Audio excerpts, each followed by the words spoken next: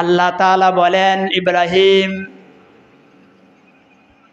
তোমার কাছে সন্তানের মহব্বত মনে হয় পয়দা বেশি হয়ে গেছে।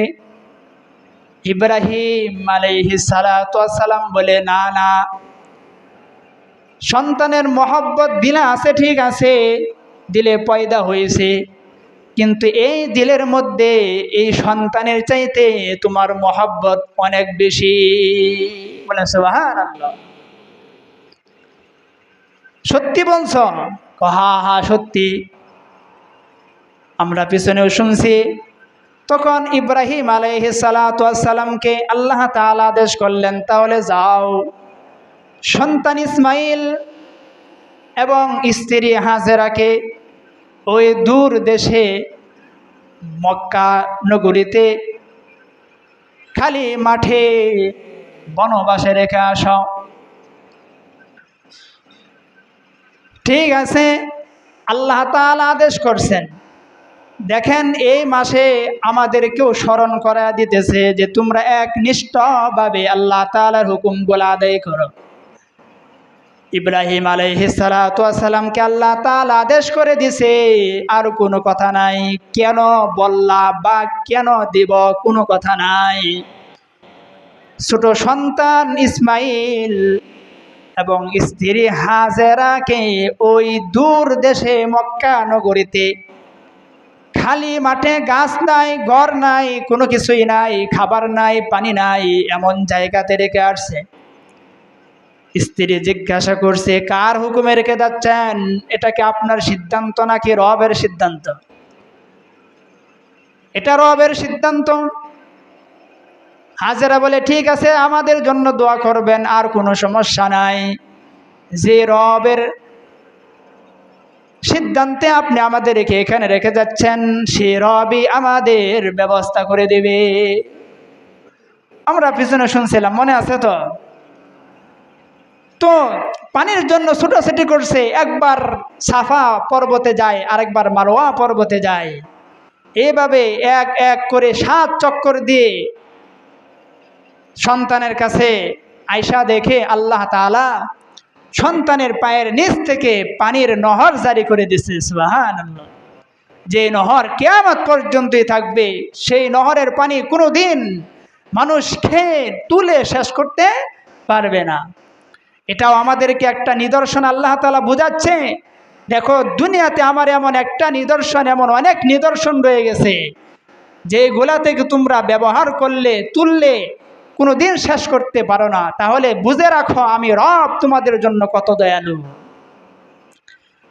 আমার দয়াও এত দয়া, তোমরাও যদি আমার কাছ থেকে দয়া নিতেও থাকো, তারপরেও তোমরা আমার দয়া শেষ করতে পারবা না।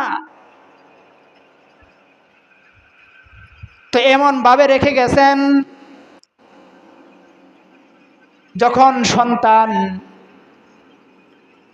চলতে ফিরতে আরম্ভ করে, কথাবার্তা বলতে পারে, চলতে পারে, ওই সময় আল্লাহ তাআলা আবারও ইব্রাহিম আলাইহিস সালাতু ওয়াস সালামকে আদেশ করলেন, ঘুমের মধ্যে স্বপ্নে দেখাইলেন যে তুমি তোমার মহব্বতের জিনিস আমি আল্লাহ তাআলার রাস্তায় কুরবান করো। এইভাবে তিনি 3 রাত্র দেখলেন। এক এক রাত্র তিনি স্বপ্নে দেখেন পরদিন 100 করে উট আল্লাহর রাস্তায় কুরবানি করেন। কিন্তু না না, কুরবানি করার পরে আবারও দেখেন যে তুমি তোমার মহব্বতের জিনিসকে আমার রাস্তায় কুরবান করো। তখন ইব্রাহিম আলাইহিস সালাতু ওয়াস সালাম মনে মনে ভাবলেন, আমার মহব্বতের জিনিস তো সবচেয়ে আমার সন্তান ইসমাইল, কিন্তু ইসমাইলকে তো আমি দূর দেশে মক্কা নগরীতে আমি বনবাসে রেখে আসছি। তাহলে যাই দেখি আমার সন্তান কি অবস্থার মধ্যে আছে।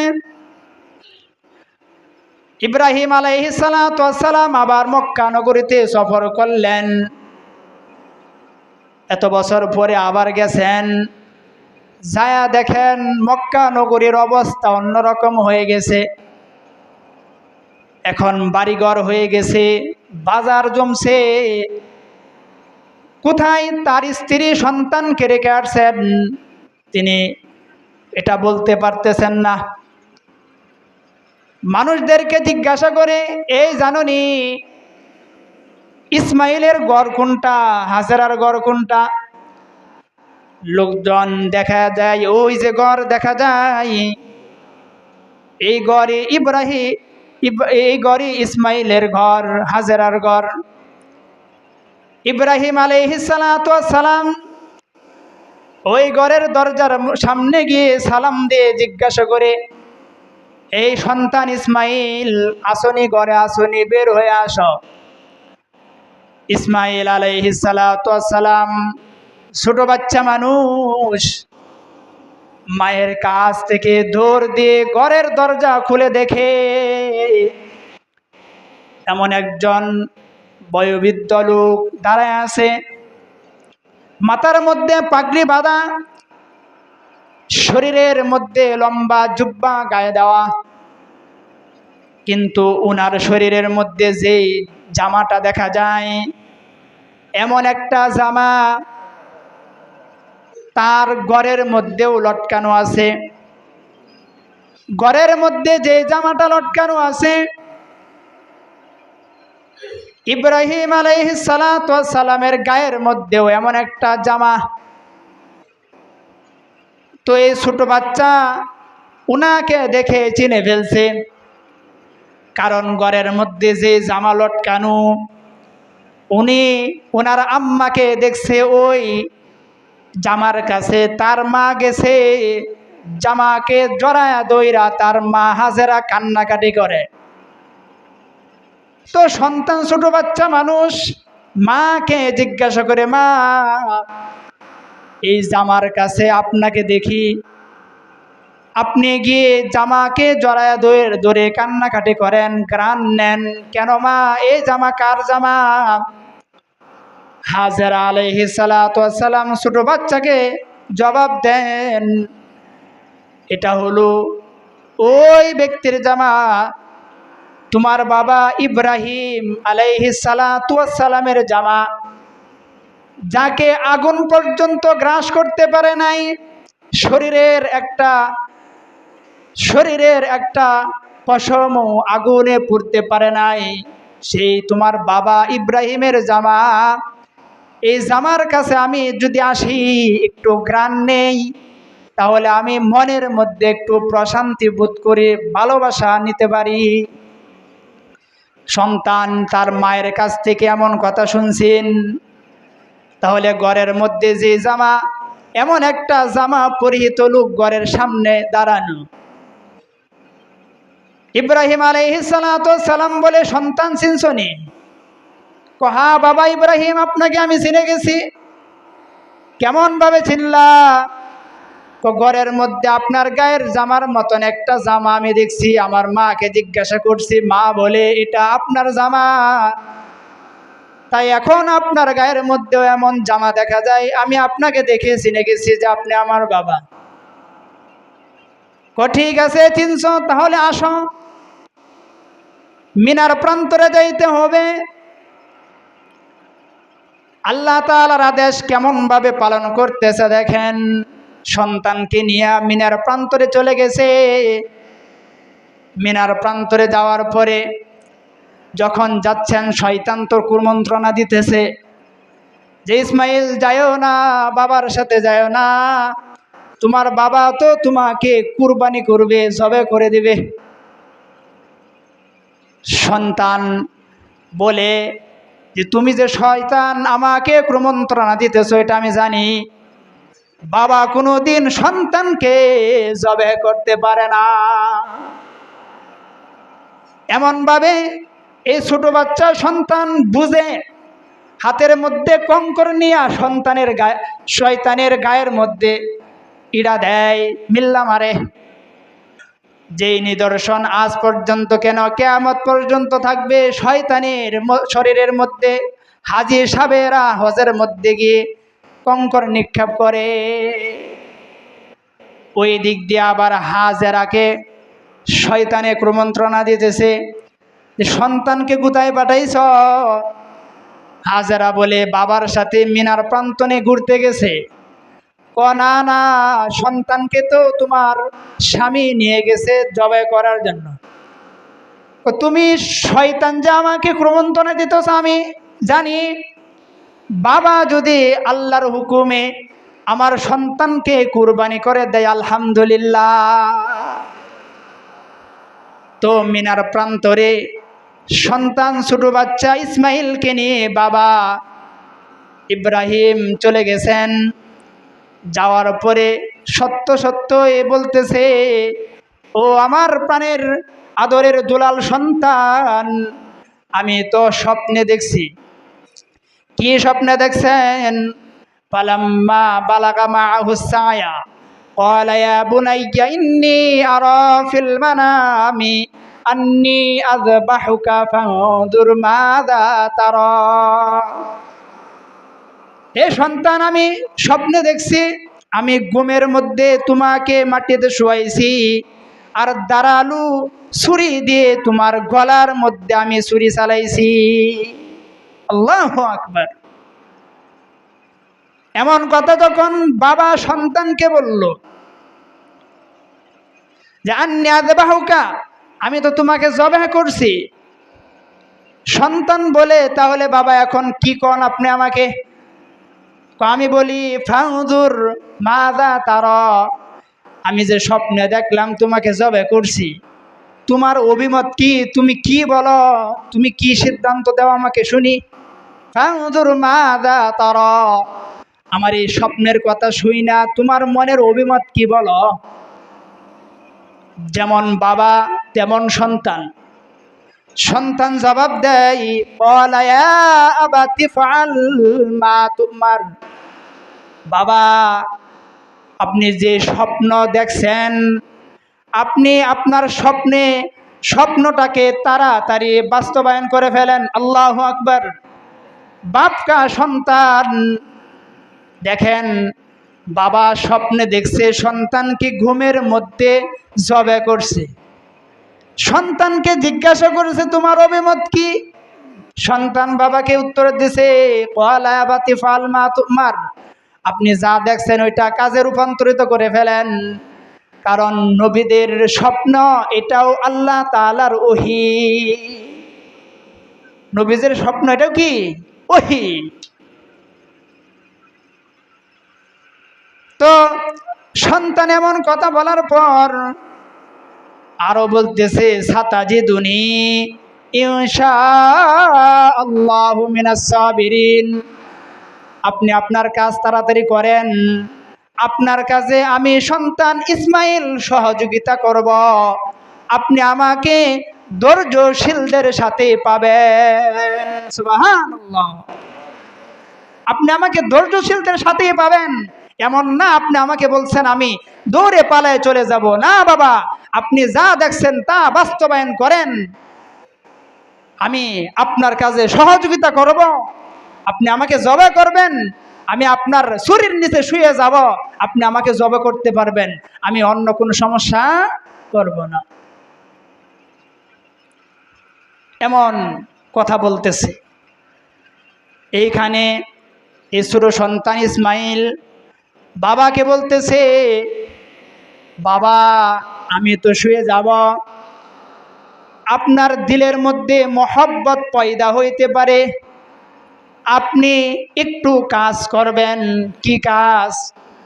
আপনি যখন আমাকে শোয়াইবেন, আমার চেহারাটা উপর দিকে রাখবেন না। কারণ উপর দিকে আমার চেহারা থাকলে আপনার চোখের সামনে পড়ে যাবে। আমার এই চেহারা যদি আপনি দেখেন, আপনার মহব্বত পয়দা হয়ে যাবে। আপনি আমাকে আমার চেহারাটা নিজ দিকে দিয়ে শোয়াইবেন। আরেকটা কাজ, আপনি যখন ছুরি চালাইবেন তখন আপনার চোখ দুইটা আপনি কাপড় দিয়ে বেঁধে নেবেন, যাতে আমি সন্তানকে আপনি না দেখতে পারেন। তবে বাবা আরেকটা কথা আপনার কাছে আমি আরেকটা ওসিয়ত করে যাই। যখন আপনি আমার গলার মধ্যে ছুরি চালাইবেন। এই যে আমার শরীরে জামা আছে, এই জামাটা একটু খুলে নেবেন, কারণ এই জামার মধ্যে আমার শরীরের রক্ত লাগার আগেই আপনি আমার জামাটা খুলে নেবেন, আর আমার এই জামাটা আমার মাকে হাদিয়া দিবেন।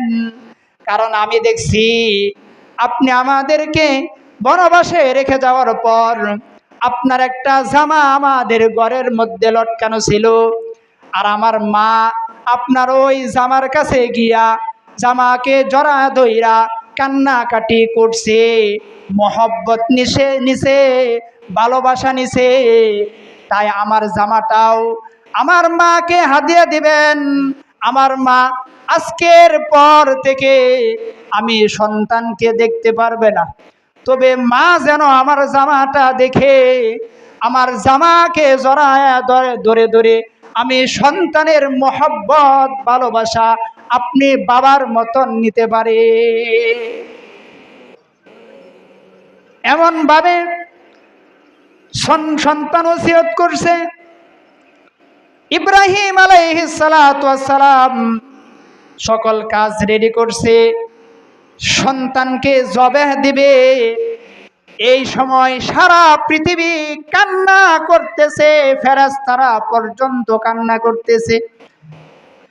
যে নজিরা দেখা যাচ্ছে ইতিপূর্বে এমন নজিরা হয় নাই, যে মহান রবের ভালোবাসায় নিজ সন্তানকে জবে করছে। পৃথিবীতে এমন কোনো নজিরা পিছনে যায় নাই, কিয়ামত পর্যন্ত এমন নজিরা হবে না যে আল্লাহ তাআলার মহব্বতে নিজ সন্তানকে জবে করবে, এমন হবে না। সারা পৃথিবী কান্না করতেছে, ফেরেশতারা পর্যন্ত কান্না করতেছে। সারা পৃথিবী কান্না করছে দুইবার। এই যে একবার ইব্রাহিম আলাইহিস সালাতু ওয়াস সালাম তার নিজ সন্তানকে যখন জবে করবে, ছুরি চালাবে, ওই সময় কান্না করছে। আরেক সময় কান্না করছে আপনার আমার নবী, শেষ নবী, দু জাহানের সরদার নবী জনাবে মুহাম্মদুর রাসূলুল্লাহ সাল্লাল্লাহু আলাইহি ওয়াসাল্লামকে যখন তায়েফের কাফেরেরা শরীরের মধ্যে পাথর মারছে, শরীরের মধ্যে আঘাত করছে।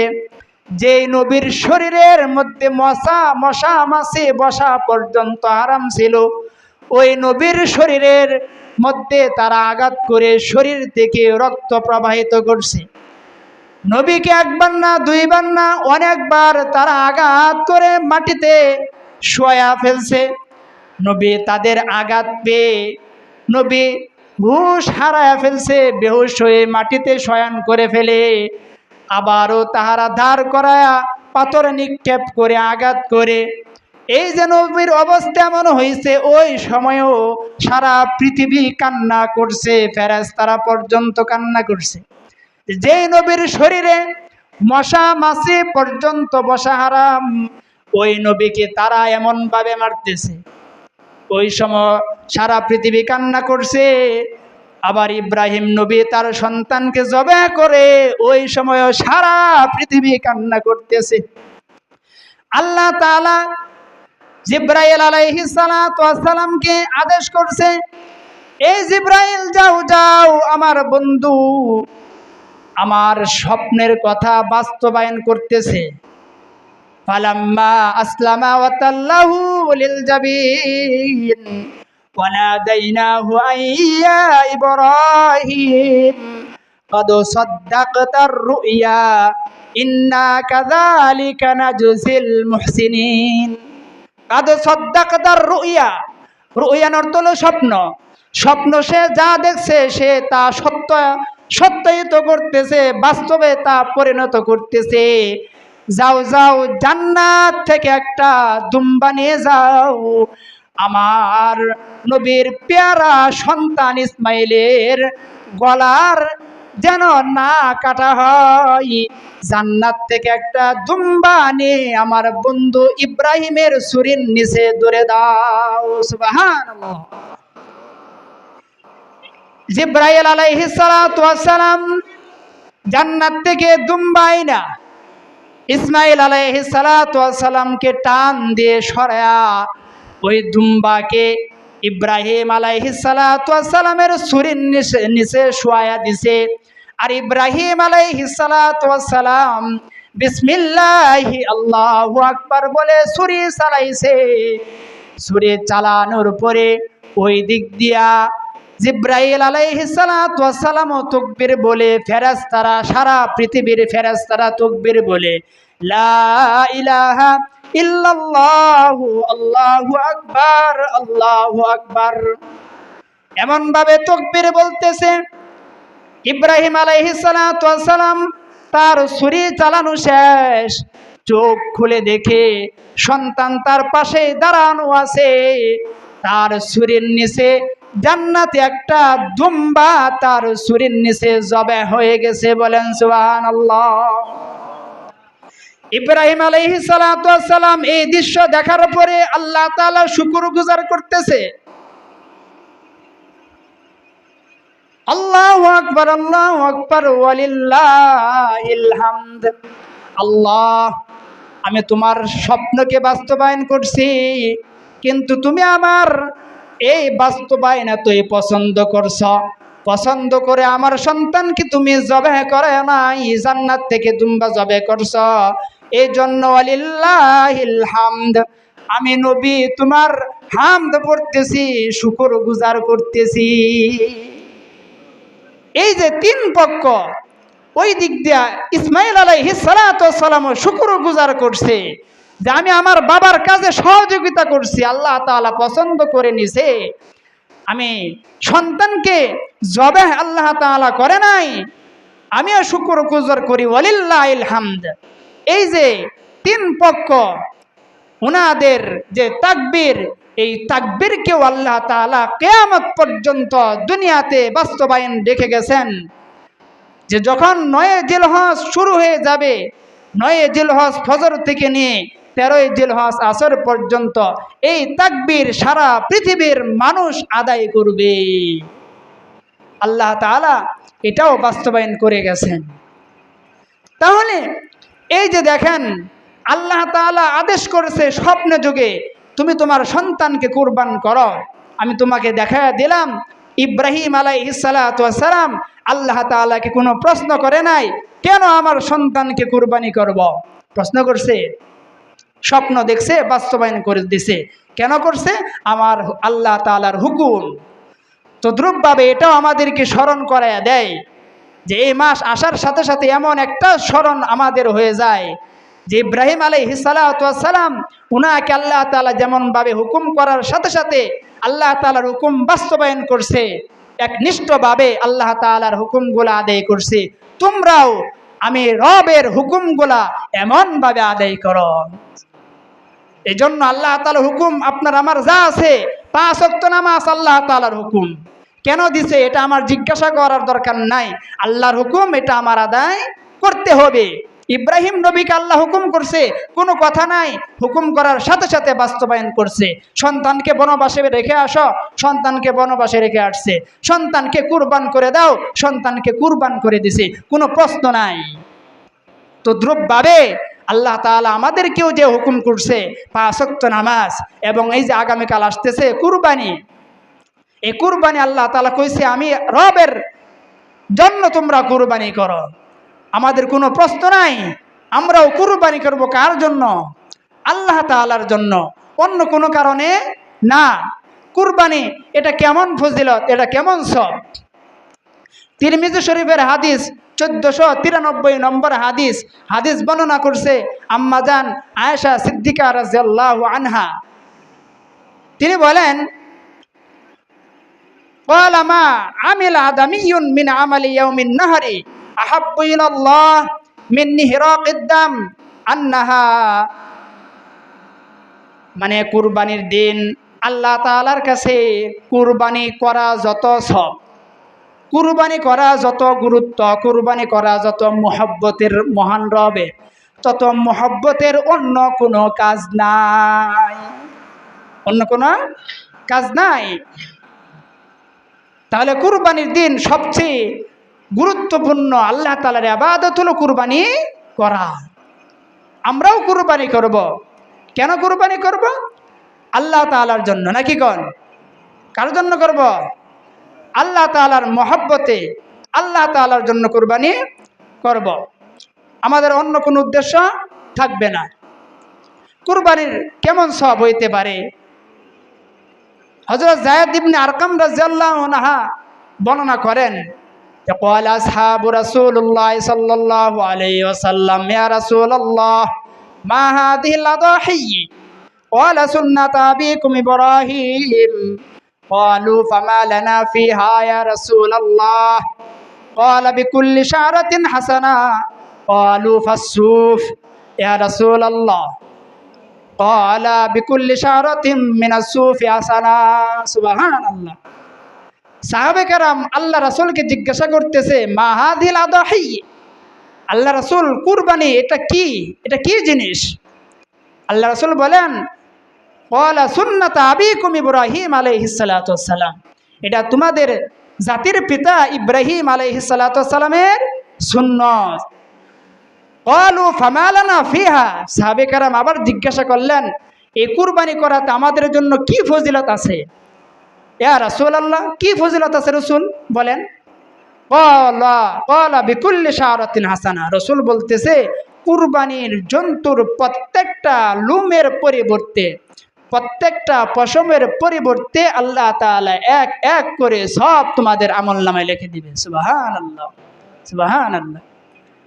ক্বালু ফাসসুফ, সাহাবীরা আবার জিজ্ঞাসা করতেছে, রাসূল বেড়ার শরীরে তো অনেক লুম থাকে, পশম থাকে, এই বেড়া কুরবানি দিলেও কি এমন সব হবে? ক্বালা বিকুল্লি শারাতিন মিনাস সুফি হাসানা, রাসূল বলতেছে, হ্যাঁ, কুরবানির জন্তুর শরীরের মধ্যে যতই লুম থাকুক না কেন, যতই পশম থাকুক না কেন, প্রতিটা পশমের পরিবর্তে আল্লাহ তাআলা এক এক করে সব দান করবেন। সুবহানাল্লাহ, সুবহানাল্লাহ। এই জন্য আমরা কুরবানি দেব, এই কুরবানির এই যে সব আমরা পাব। এবং রসুল অন্য হাদিসের মধ্যে বলে গেছেন যে কুরবানির যে জন্তুটা দেওয়া হবে, এই কুরবানির জন্তুর শিং থাকবে, লুম থাকবে, লেজ থাকবে, এই সব কিছু কাল হাসরের মাঠে কুরবানি দাতার আমলনামায় ওজন করা হবে। সুবহানাল্লাহ।